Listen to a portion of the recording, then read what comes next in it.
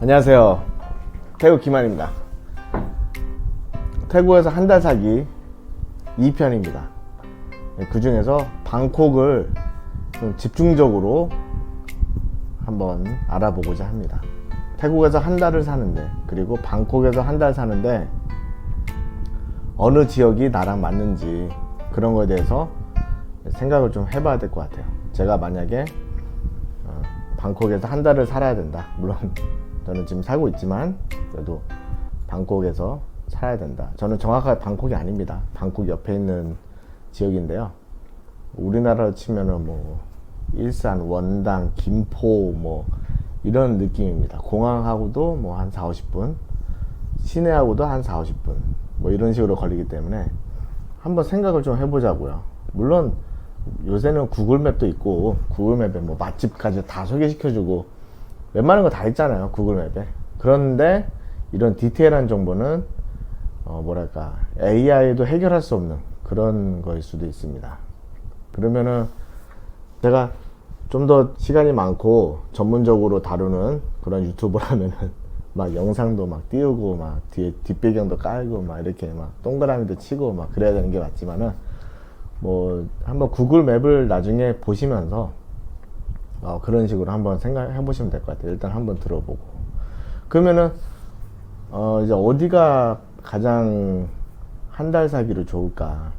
그러면 이제 우선 비용적인 면도 있을 거고요. 그 다음에 교통, 그 다음에 음식, 그 다음에 환경, 뭐 여러 가지 있을 거잖아요. 뭐 어떤 사람들은 콘도에 수영장이 딸린 곳에서 적어도 스튜디오 같은 데서 지내고 싶다든가, 또는 여러 사람이 한 달을 살기 때문에 두 방은 두 개, 거실 하나, 이런 데일 수도 있고요. 근데 그런 데는 솔직히 말해서 어느 지역이든 간에 다 있습니다.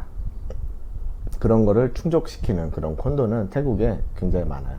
뭐 수영장이 있고, 뭐 그 다음에 방도 깨끗하고 고층 콘도에다가 뭐 이런 거는 충분히 있습니다. 자, 그럼 거기서 시작되는 게 바로 비용인 거죠. 네, 그럼 비용이 뭐 수쿰빗이다. 수쿰빗을 도로를 쫙 보면요, 이렇게 의자로 되어 있습니다. 의자로 되어 있어서, 자, 수쿰빗 소위 1 어디냐면은 범룬란 병원이 있는 곳인데요. 그 다음에 뭐 나나, 그 다음에 아소, 뭐 이런 식으로 해서 저 끝에까지, 방나까지, 원래 방나 더 있지만은 그냥 온누 방나에서 끊겠습니다. 그럼 이제 집값은 이제 1부터 끝으로 갈수록 싸지겠죠. 네, 통로, 에까마이 지나가지고 이제 저기 온누까지요. 네, 그렇게 쭉 가면은 이제 저렴해집니다. 그럼 온누에 가면은 골목마다 또 저렴한 숙소들이 많아요. 그러면 이제 그 중간에는 없냐? 물론 있습니다. 한국 분들이 가장 많이 지내시고 계시는 방콕의 청담동이라고 불리는 에까마이라는 지역에 많이 계시고, 일본 사람도 많습니다. 근데 거기는 임대료가 아무래도 비쌉니다. 근데 얼마나 비싸냐? 뭐 솔직히 제가 최근에 부동산을 알아본 그런 게 아니라서 얼마다라고는 할 수는 없지만은, 그래도 최소입니다. 한 15,000바트에서 한 30,000바트 정도 이러지 않을까 싶네요. 왜냐면 그거는 이제 또 그 에까마에 대해서도 골목 안에 있냐, 겉에 있냐, 수영장이 있냐, 방이 넓냐, 좁냐, 이거에 따라서 가격이 너무 이렇게 바뀌기 때문에 제가 뭐라고 특정 지어서 소개할 수는 없지만은, 그냥 전체적인 느낌으로 봤을 때 비싸냐 싸냐라는 걸 보면요, 수쿰빗 1부터 저기 뭐 100 몇 번까지 쫙 갔을 때 번호가 길면 길수록 안쪽으로 더 가니까 그쪽으로 갈수록 쌉니다. 그러다 보니까 거기에 또 사람들이 많이 모여들어요. 온누의 또 장점이 뭐냐면은, 물론 뭐 각 지역마다 장점은 많습니다. 거기에 로터스 대형 슈퍼마켓이 가까워요, BTS랑. 그래서 BTS를 끝나고 와서 거기서 시장을 보고 이렇게 골목으로 들어가서 다시 이렇게 음식 같은 건 해먹을 수 있고, 네, 시장을 특별히 일부러 안 나와서 봐도 그런 장점이 있더라고요, 제가 보니까는. 그래서 그런 것도 있고,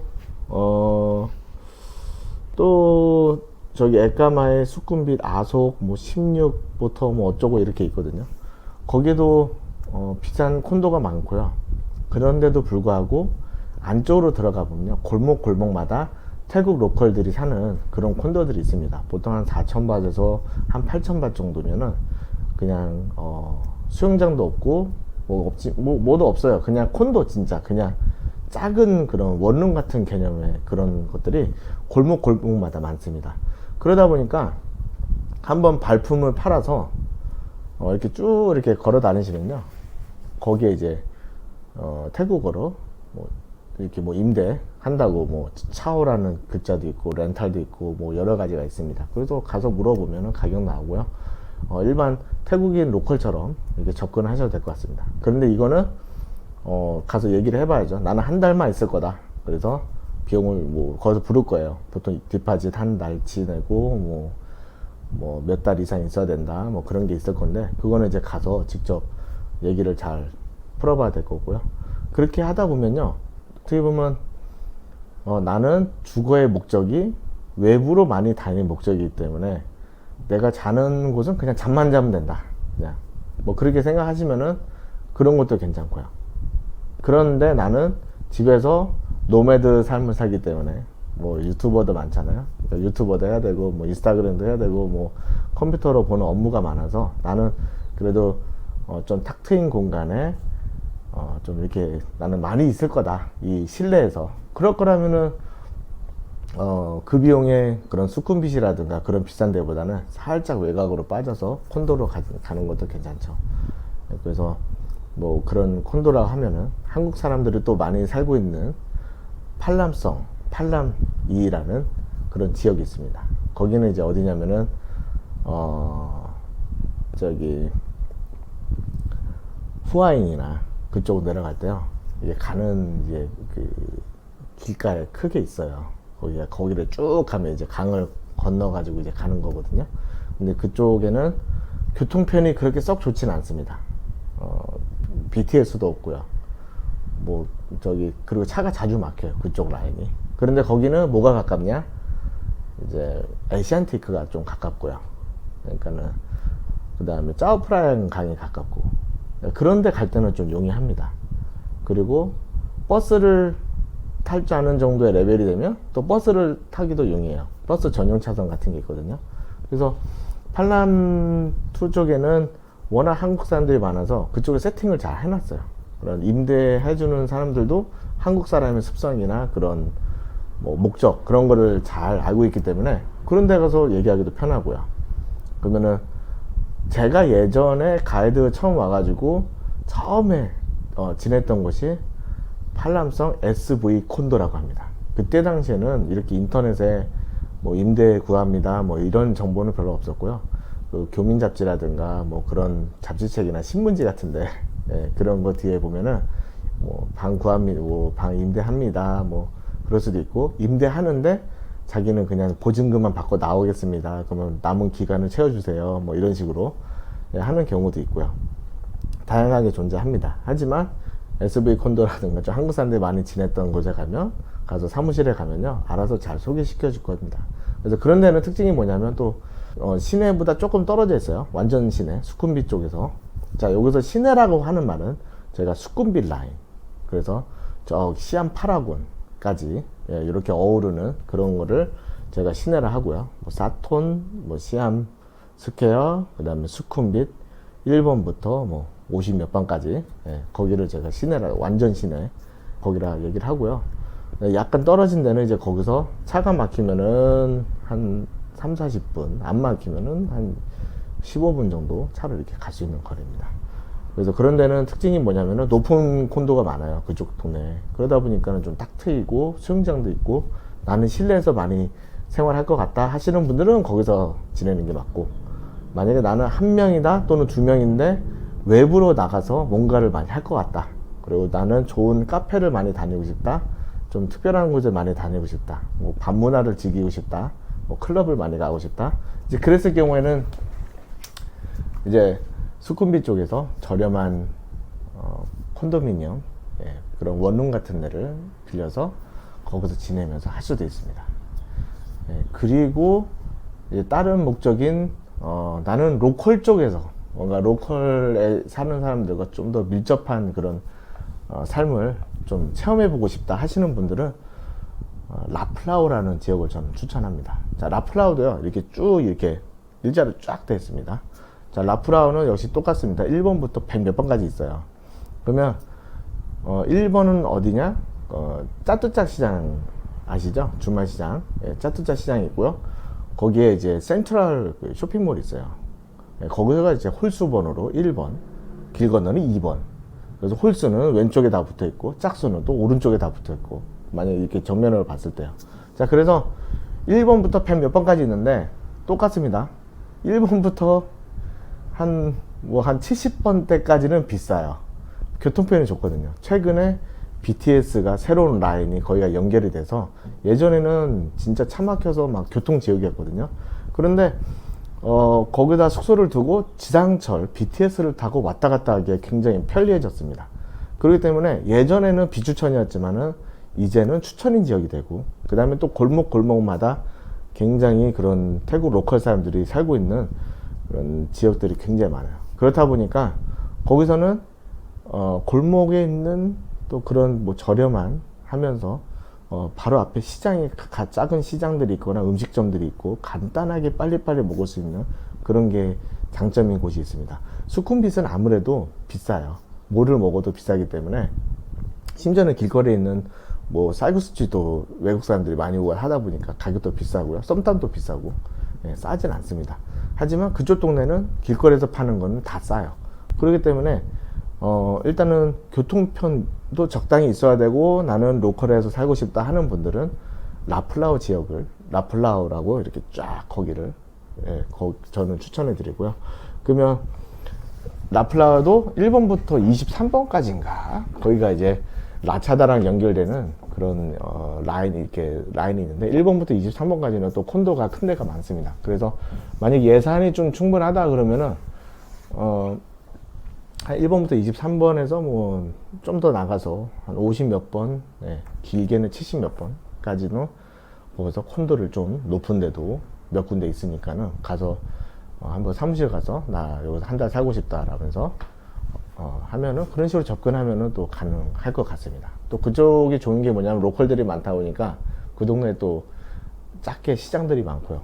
그 다음에 음식점도 많고 커피숍이나 뭐 그렇게 아기자기하게 또 많은 게 특징입니다. 그리고 교통편도요, 택시 타면은 저녁에 들어올 때는 들 막히고, 저녁이라는 말은 이제 한 9시 지나서 그 전에는 뭐 BTS, MRT 같은 거 타서 한번 갈아타거나 뭐 그런 식으로 왔다 갔다 해도 되고, 뭐 나는 더 시간이 남아돈다 하면 버스를 타서 차가 좀 막혀도 상관없다 하면은 버스를 타면서 이렇게 다니셔도 됩니다. 그쪽은 이제 장점이 뭐냐면은 라차다 라인하고도 가까워서요. 라차다 쪽으로 빠져서 다니기 편하고, 그 다음에 적당히 다 갖춰져 있습니다.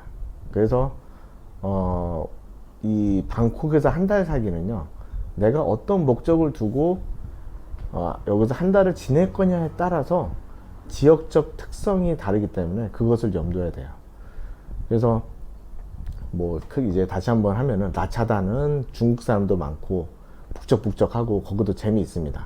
거기는 대신에 택시 타면은 완전 지옥이기 때문에 차가 너무 많이 막히는 곳이거든요. 그래서 거기는 진짜 MRT, 지하철은 MRT, 지상철은 BTS. 그러면 MRT만 타고 다니실 그런 분들에게는 되게 강추합니다.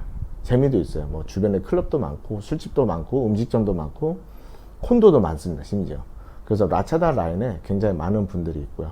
거기보다 조금 더 저렴한 데를 가고 싶다 하면은 이제 라플라우에서 23번 이상으로 이제 그런 골목마다 이제 거기서 지내는 방법도 있고요. 그 다음에 수쿰빗은 이제 진짜 경제력이 좀 나는 좋다. 그러면은 나 한 달에 400, 500 정도 쓸 수 있다. 숙박료로. 그런 분들은 또 거기서 이렇게 스튜디오 같은 거, 원룸, 투룸 같은 거 하나 빌려다가 이렇게 한 달을 지내실 수도 있고요.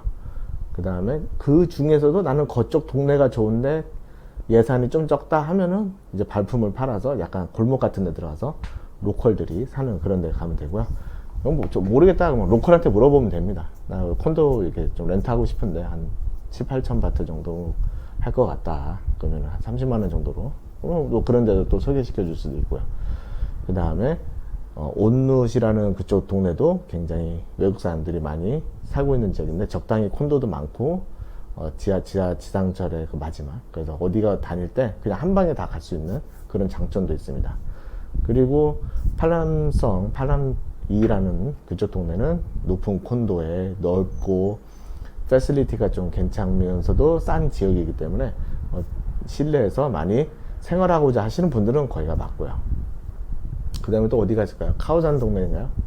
카오산은 워낙 로컬도 많고 막 북적북적합니다. 외국인들도 많고. 그러다 보니까 거기서는 되려 게스트하우스라든가 뭔가 서비스가 좀 가미된 그런 지역에서 지내셔도 비용이 그렇게 높지 않으면서 그냥 간단하게 살 수 있는 그런 정도는 될 것 같습니다.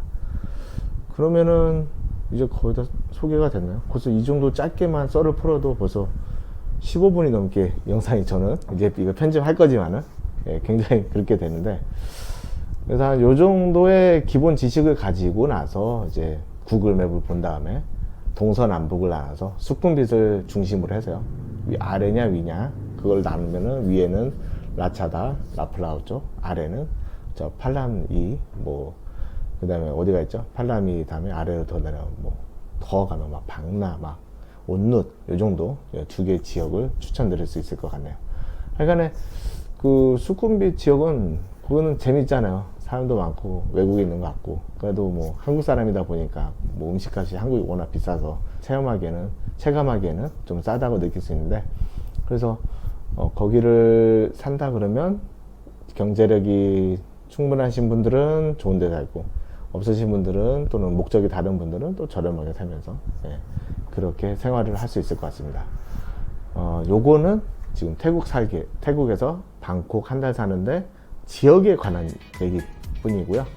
거기서 카페가 좋니, 음식점이 뭐가 낫니, 그거는 차후로 더 전문가인 분들이 유튜브에 하도 많이 남겨놔셔서 그런 분들 거를 참조하시면 될 것 같습니다. 저는 그냥 여기서 오래 산 그런 경험자로서 지역적인 거를 봤을 때 그런 장단점이 있고 그런 지역적 특성이 있다라는 걸 오늘 설명해 드렸습니다. 네, 그러면 저는 이제 오늘도 열심히 일을 하고 다음에 또 좋은 영상으로 찾아뵙도록 하겠습니다. 자, 그러면 오늘 하루 좋은 하루 되세요. 구독과 좋아요 많이 눌러주셔서 정말 감사합니다. 저 요새 좀 할 말 나는 것 같아요. 감사합니다. 또 뵐게요. 안녕.